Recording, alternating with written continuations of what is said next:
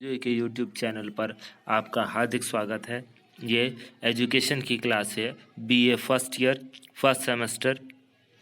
और हमारे इसके अंदर फर्स्ट यूनिट चल रही थी। इसके अंदर हम एम्स ऑफ एजुकेशन करा रहे थे, जिसके अंदर हमने व्यक्तिगत, सामाजिक और डेमोक्रेटिक करा दिए थे।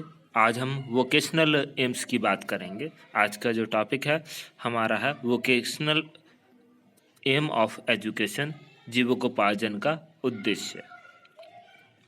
जैसा कि हम जानते हैं कि इंसान को अपना जीवन यापन करने के लिए धन की आवश्यकता होती है, और धन व्यक्ति तभी कमा सकता है जब किसी न किसी व्यापार में, रोजगार में वो अपना जीवन लगाए। यह जीविकोपार्जन में जब वो समय बिताता है तभी वो अपनी आवश्यकताओं की पूर्ति कर सकता है। अतः इसे जो है शिक्षा का एक उद्देश्य भी स्वीकारा गया है। आधुनिक काल में इंसान भौतिकवादी होता चला गया है और धन का इंसान के जीवन में बहुत ज़्यादा महत्व है। और धन इंसान जीविकोपार्जन के जब अपनी जीविका कमाएगा तभी ही उसे धन की प्राप्ति हो सकेगी। इस प्रकार इंसान के लिए जीविकोपार्जन एक मुख्य और आवश्यक उद्देश्यों में से एक है। ये हम शुरुआत से सुनते आ रहे हैं कि अगर शिक्षा अगर इंसान ने हासिल कर ली है और वो अपना रोटी, कपड़ा, मकान जैसी जो आवश्यकताएं हैं उनकी पूर्ति नहीं कर सकता, तो हम कहते हैं कि ऐसी पढ़ाई का क्या फ़ायदा। इसलिए दाल रोटी का उद्देश्य या ब्लू जैकेट का उद्देश्य या वाइट कॉलर उद्देश्य, ये आदि नामों से जीविकोपार्जन के उद्देश्य को जाना जाता है।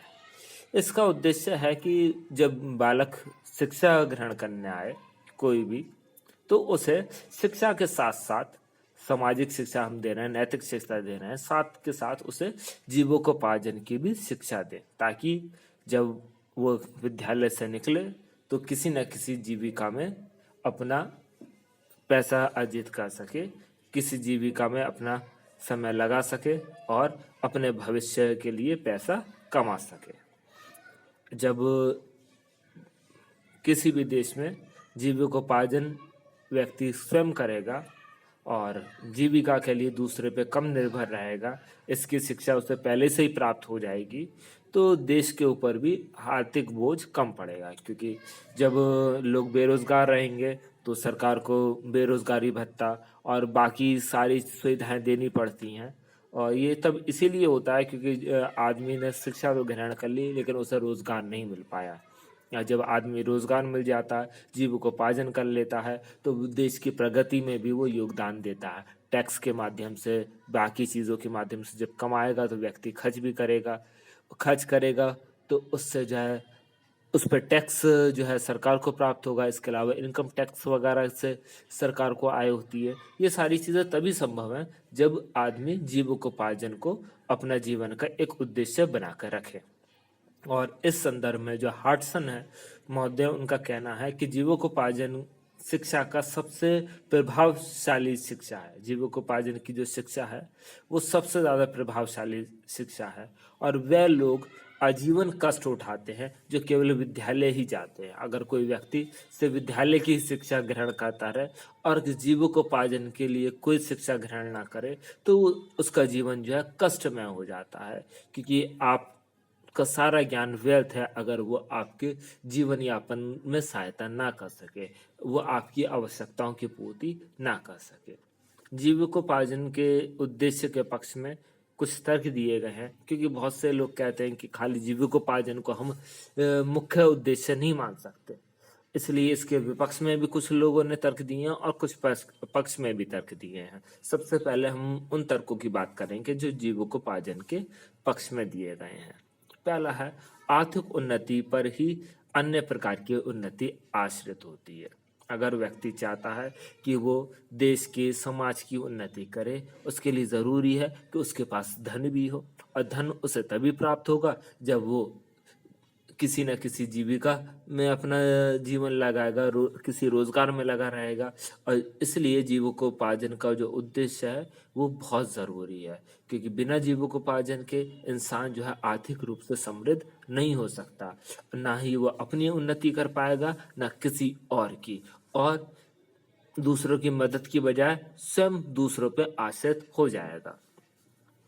और जो व्यक्ति धन से संपन्न होता है उसे समाज में सुखी और चिंता रहित जीवन व्यतीत करने को मिलता है, क्योंकि धन हमारी लगभग बहुत सी आवश्यकताओं की पूर्ति कर देता है। और इसलिए जिस व्यक्ति के पास धन होता है या जो धन संपन्न होता है वो समाज में सुखी भी रहता है, उसे किसी प्रकार की चिंता नहीं रहती और अपना जीवन वो आसानी से सुखी ढंग से व्यतीत कर लेता है। इसके अलावा अगला तर्क है कि भुक्षित किम ना करोति पापम आरत कहान कई कुकरम। मतलब कि भूख से जो है भेड़िया भी जंगल से बाहर आ जाता है। ये कहावत इसी उद्देश्य की तरफ दिखाती है कि जब इंसान की आवश्यकता होती है तो जहाँ उसे नहीं जाना चाहिए या जो नहीं करना चाहिए वो भी वो करने के लिए मजबूर हो जाता है। इसके अलावा भोजन और वस्त्र मनुष्य की मूलभूत आवश्यकताएं हैं, जिनकी पूर्ति के अभाव में मानव का जीवन लगभग असंभव है। अगर अगर कोई व्यक्ति कितना भी ज्ञान हासिल कर ले, लेकिन वो इतना धन अर्जित ना कर सके कि अपनी आवश्यकताओं की पूर्ति कर सके, जैसे कि इंसान को भोजन चाहिए, वस्त्र चाहिए, तो उसका जीवन लगभग असंभव हो जाएगा। इसलिए जीविकोपार्जन का जो उद्देश्य है वो महत्वपूर्ण है, क्योंकि वो हमारी आवश्यकताओं की जो रोजमर्रा की जो आवश्यकताएं हैं उन्हें पूर्ति करने में मदद करता है। और जिस देश में कुशल श्रमिक, इंजीनियर, डॉक्टर, व्यवसायी इत्यादि ज्यादा होते हैं वो देश जल्दी समृद्धशाली हो जाता है। जितने भी हम विकसित देश देखते हैं उनकी यही खासियत है कि वहाँ पर जो है नौजवान बहुत सही समय पर अपना जीविकोपार्जन का जो उद्देश्य है उसे लेकर अपने जीवन में आगे बढ़ते हैं। किस रोजगार में उन्हें जाना है ये वो समय पर चयनित कर लेते हैं। इसलिए वहाँ पर आसानी से कुशल श्रमिक, इंजीनियर, डॉक्टर और व्यवसायी आदि लोग पाए जाते हैं। और जब किसी देश में इनकी संख्या ज़्यादा होगी तो वो देश समृद्धशाली हो जाएगा, क्योंकि कुशल लोग ही किसी भी देश को समृद्धि की ओर ले जा सकते हैं। इसके अलावा वर्तमान जीवन रक्षक आवश्यकताओं की पूर्ति को छोड़कर भविष्य में स्वर्ग के मनमोदक की आशा करना निरर्थक प्रतीत होता है। अगर आपको सिर्फ धार्मिक और सिर्फ ऐसी शिक्षा दी जाए जिसके द्वारा आपका धनोपार्जन ना हो सके, आप अपने जीवन की रक्षा ना कर सकें, तो ऐसी जो शिक्षा है वो अपने आप में बेकार है। आप खाली ये नहीं कह सकते कि भविष्य में आगे चल के मुझे स्वर्ग की प्राप्ति होगी और इसी आशा में आप जो है अपने जीवन को व्यतीत नहीं कर सकते, क्योंकि जब तक आपका जीवन आप इनके चक्कर में ये नहीं कि अपने जीवन को दुखी बना लें और अपने जीवन की आवश्यकताओं की पूर्ति ना करें। इंसान का जीवन तभी सुखपूर्ण होता है जब वो भौतिक और आध्यात्मिक दोनों ही उद्देश्यों को लेकर चलता है। और भौतिक जगत में रहने के लिए जीविकोपार्जन के लिए प्रयास करना सबसे ज्यादा आवश्यक है, और तभी ही समाज समृद्धशाली भी बन सकता है। और जब वो आर्थिक रूप से संपन्न हो जाएगा तो सत्यम, शिवम, सुंदरम जैसे जो मूल्य हैं उनका भी वो पालन कर पाएगा, उन्हें अपने जीवन का आदर्श बना पाएगा। इसके अलावा देश में बेकारी की जो नौबत नहीं आने देनी चाहिए। ये हर देश का, हर राज्य का कर्तव्य होना चाहिए कि वो ऐसी शिक्षा दे जिससे कि बेकारी को बढ़ावा ना मिले। और गांधी जी ने इसके लिए अपने कहा भी है कि सच्ची शिक्षा बालक और बालिकाओं हेतु बेकारी के विरुद्ध एक प्रकार का बीमा होने चाहिए। मतलब अगर जिसने शिक्षा प्राप्त कर ली वो बेकार नहीं रहेगा। शिक्षा इस तरीके से बनानी चाहिए, शिक्षा को जीविकोपार्जन से इस प्रकार जोड़ देना चाहिए कि जब आदमी शिक्षित होकर निकले, विद्यालय से निकले, तो किसी न किसी रोजगार में लग जाए। इसलिए गांधी जी ने शिक्षा को बेकारी के विरुद्ध एक बीमा माना है। उन्होंने कहा शिक्षा ऐसी हो जो बीमा का काम करे, मतलब बच्चा शिक्षित है तो बेकार नहीं रहेगा। ये तो बात हो गई पक्ष में। अब हम कुछ विपक्ष में इस तर्क देखेंगे कि जीवोपार्जन को एकमात्र उद्देश्य क्यों नहीं मानना चाहिए। इसके भी पीछे कुछ तर्क दिए जाते हैं, जिसमें पहला ये है कि जीवोपार्जन का जो उद्देश्य है वो एकांकी प्रतीत होता है। इससे व्यक्ति का सर्वांगीण विकास नहीं हो सकता। खाली हम जीवोपार्जन के बारे में बात करें, इंसान के व्यक्तित्व के निर्माण के बारे में बात ना करें, उसके सर्वांगीण विकास के बारे में बात ना करें, तो ये भी सही प्रतीत नहीं होता। धनोपार्जन के साथ साथ व्यक्ति के सर्वांगीण, उसका चारित्रिक विकास, उसका व्यक्तित्व का विकास, उसका आध्यात्मिक विकास, उसका सामाजिक विकास भी बहुत ज़्यादा ज़रूरी है। यदि मनुष्य हमेशा सुख और शांति हेतु धन कमाता रहेगा तो उसका ये कार्य व्यर्थ जाएगा, क्योंकि वास्तविक सुख तो आत्मा की शांति में मिलता है। अगर आदमी सोचे कि खाली मैं धन कमा कर ही सुख शांति ले लूंगा तो ऐसा संभव नहीं है, क्योंकि असली जो सुख मिलता है इंसान को आत्मा की शांति के द्वारा मिलता है। और आत्मा तभी शांत रहती है जब आप सही ढंग से, चारित्रिक रूप से, आध्यात्मिक रूप से अपने जीवन यापन करते हैं। जीवोपार्जन आपके लिए सर्वोपरि नहीं हो सकता। धन आवश्यक है जीवन को चलाने के लिए, लेकिन धन सब कुछ नहीं है। आत्मा की शांति उससे ज्यादा बढ़कर है। मनुष्य केवल शुद्धापूर्ति से ही संतुष्ट नहीं होता, वरन वह अपना मानसिक अथवा बौद्धिक विकास भी करना चाहता है, और जीवोपार्जन तो वह साधन मात्र समझता है।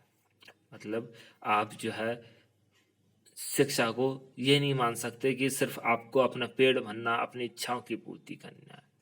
इसके अलावा शिक्षा जो है आपके मानसिक बौद्धिक विकास करना भी शिक्षा का एक कार्य होता है। जीविकोपार्जन तो सिर्फ एक साधन मात्र है। जब आप जीविका कमाएंगे तो अपने जीवन में साधनों को जुटा पाएंगे, आप आसानी से अपने जीवन को जी पाएंगे। ये सिर्फ एक साधन मात्र है, ये सब कुछ नहीं है। अगर सही ढंग से विकास चाहिए तो जीविकोपार्जन के अलावा बाकी चीजों को भी हमें महत्व देने की आवश्यकता है। अगर मनुष्य जीविकोपार्जन को अपना एकमात्र उद्देश्य मान ले कि वही उसका है, तो धन कमाने हेतु वह जो दूसरे का गला घोटने को भी तैयार हो जाएगा। क्योंकि जब उसका उद्देश्य सिर्फ धन कमाना है तो धन कमाने के लिए कोई भी गलत काम करने को वो तैयार रहेगा, और इस तरीके से क्या होगा, समाज में संघर्ष पैदा हो जाएगा। चोरचारी जो होती हैं, भ्रष्टाचार जो होता है, ये इसी का ही एक उदाहरण है। जब इंसान धन कमाने को ही सब कुछ मान लेता है, वो ये चाहता है कि बस धन आना चाहिए, चाहे वो किसी भी साधन से आए। इससे इंसान का जो चरित्र है वो दूषित हो जाता है, समाज में संघर्ष की स्थिति पैदा हो जाती है, और ये समाज के लिए, देश के लिए और स्वयं व्यक्ति के लिए भी सही नहीं होता। और व्यावसायिक शिक्षा प्राप्त कर एक बालक कुशल यंत्र चालक, कुशल डॉक्टर, कुशल वकील, कुशल कारीगर या कुशल इलेक्ट्रीशियन बन सकता है, लेकिन ये जरूरी नहीं है कि वह अच्छा इंसान भी बन सके। अच्छा इंसान बनने के लिए आपका सर्वांगीण विकास होना जरूरी है। आपके अंदर आध्यात्मिक, नैतिक, सामाजिक मूल्यों को होना बहुत जरूरी है। ये तभी हो पाएगा जब हम जीविकोपार्जन से ज्यादा इन चीजों को महत्व देंगे। नहीं तो सिर्फ हम कुशल लोग ही पैदा करेंगे, अच्छे इंसान पैदा नहीं करेंगे। इसके अलावा मनुष्य पशु की तरह विवेकहीन नहीं होता। आप जो है मनुष्य की तुलना पशु से नहीं कर सकते, क्योंकि पशु और मनुष्य में अंतर है। मनुष्य के अंदर विवेक होता है, सोचने समझने की शक्ति होती है, और इसलिए वो अपनी संस्कृति की, अपनी सभ्यता का विकास करता है। और जीविकोपार्जन मात्र उद्देश्य अगर वो बना ले तो उसकी जो सामाजिक और सांस्कृतिक, ये सभ्यता की जो विकास की गति है वो रुक जाएगी, क्योंकि सिर्फ वो पैसा कमाने में लगा रहेगा। समाज का कैसे भला हो सकता है, संस्कृति को कैसे आगे बढ़ाया जा सकता है, इसके बारे में वो कोई भी विचार नहीं करेगा। इसके अलावा व्यावसायिक शिक्षा व्यक्ति को प्राकृतिक वातावरण से खींचकर कृत्रिम वातावरण में पटक कर जीवन में कोई मूल्य नहीं रखती, क्योंकि व्यावसायिक शिक्षा सिर्फ हमें यह सिखाती है कि कैसे पैसा कमाना है, और एक कृत्रिम बनावटी दुनिया में हमें ले जाती है, और जिसके अंदर जीवन का कोई मूल्य नहीं होता। इसलिए व्यावसायिक शिक्षा की आलोचना की जाती है। प्लेटो ने लिखा भी है कि वह शिक्षा अनुदान शिक्षा है जिसका उद्देश्य बुद्धि न्याय से विलग होकर धन अथवा शारीरिक शक्ति प्राप्त करना हो। प्लेटो स्पष्ट रूप से कहते हैं कि ऐसी शिक्षा बिल्कुल बेकार है जो बुद्धि न्याय की बात ना करे, सिर्फ धन और शारीरिक शक्ति प्राप्त करने की बात करे। तो निष्कर्ष रूप से हम कह सकते हैं कि जीविकोपार्जन का जो उद्देश्य है इसके कुछ गुण भी हैं, कुछ दोष भी हैं, लेकिन हम जीविकोपार्जन को ही शिक्षा का एकमात्र उद्देश्य नहीं मान सकते। अगर ऐसा होता है तो मनुष्य का जो व्यवहार है वो पशु के समान हो जाएगा, क्योंकि सिर्फ वो अपनी आवश्यकताओं के बारे में बात करेगा, अपनी इच्छाओं की पूर्ति के बारे में बात करेगा, समाज से उसका कोई लेना देना नहीं रह जाएगा। इसलिए जीविकोपार्जन का जो उद्देश्य अपने आप में महत्वपूर्ण है, लेकिन उससे ज़्यादा इंसान का शारीरिक, मानसिक, संवेगात्मक और सामाजिक नैतिक विकास ये ज़्यादा ज़रूरी है। जब इंसान का सही चरित्र बनेगा, सामाजिक गुण उसके अंदर आ जाएंगे, नैतिक गुण उसके अंदर आ जाएंगे, आध्यात्मिकता उसके अंदर होगी, तो वो सही ढंग से समाज के अनुकूल रहकर, समाज का विरोध ना करके, समाज के अंदर रहकर सही ढंग से जीविकोपार्जन करेगा। इसलिए समाज में शांति बनाए रखने के लिए, समाज के विकास के लिए ये ज़रूरी है कि जीविकोपार्जन को ही एकमात्र उद्देश्य न माना जाए, उससे सहायक उद्देश्य माना जाए, वो सबसे बढ़कर नहीं हो सकता। और एपेंस रिपोर्ट में यही कहा गया है कि जीविकोपार्जन की तैयारी हमारी शिक्षा का एक महत्वपूर्ण भाग है, कंप्लीट शिक्षा नहीं है, ये एक महत्वपूर्ण हिस्सा है। तो इसे सिर्फ हम हिस्सा ही मान कर चलें, जीविकोपार्जन को ही सब कुछ ना मान लें। इस प्रकार हमारा ये जो टॉपिक है समाप्त होता है। धन्यवाद।